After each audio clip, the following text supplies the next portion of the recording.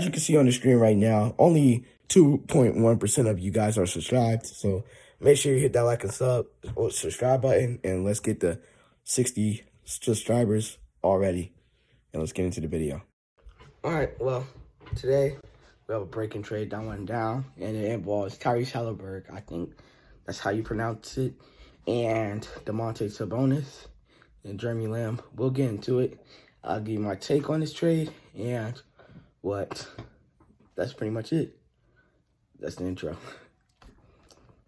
All right, reportedly, the Kings traded Tyrese Haliburton and Buddy Hield and Tristan Thompson for Justin Holiday, Sabonis, and Jeremy Lamb in a lightly protected 2023 second-round pick.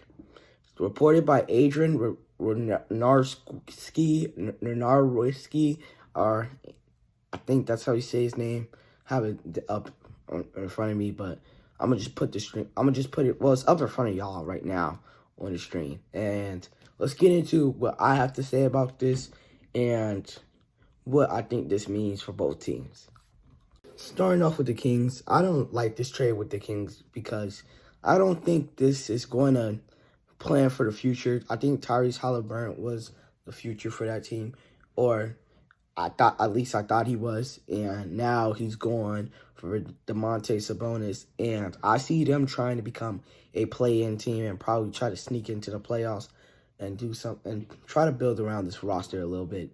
But I don't really like this trade for them because I think they should have just kept. I really wouldn't have a problem with this trade if they traded De'Aaron Fox.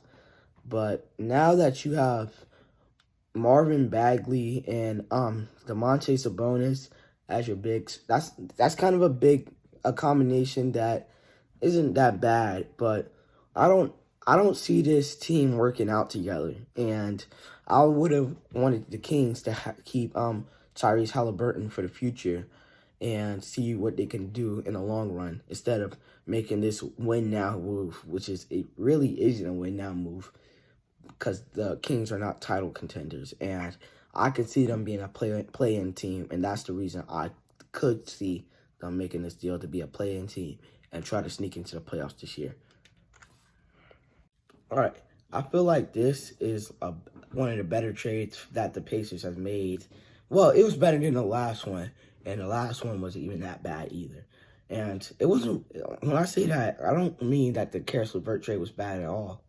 It was one of the better trades. Getting a first-round pick for Caris LeVert is kind of a good move because he wasn't that valuable, and getting Ricky Rubio added on to that, so that gives it a little bit more value.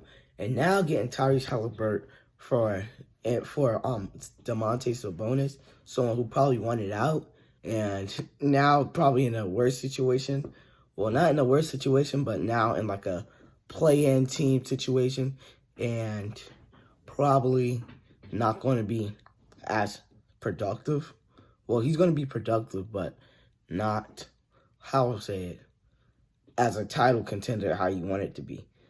And I think the Pacers are now cleaning up the house, cleaning up all of it. They're ready for a rebuild. They're going to rebuild mode, and I can see it, and I love this trade for them. This was an absolute robbery. All right, I'll give this trade for the Kings probably a C-, just because the value of Sabonis. This is close to a D, but I say a C- because it still is Sabonis. He still is like 26. And he could be there, and they can probably build around him for the next 5 or 6 years he's there in his prime. And this trade for the Pacers, like I said, I think they should have started going rebuild mode, and they exactly did that. They're cleaning up this house, like I said, and now you're looking at the future, and Tyrese Haliburton's only like 22 or 21, so I give this trade an A+ for him. This was an absolute robbery, like I said, and Tyrese Haliburton played pretty well. Is playing pretty well, and he could be one of the bright spots on the Pacers with this downward year. And that's my take, and I'm out. Peace.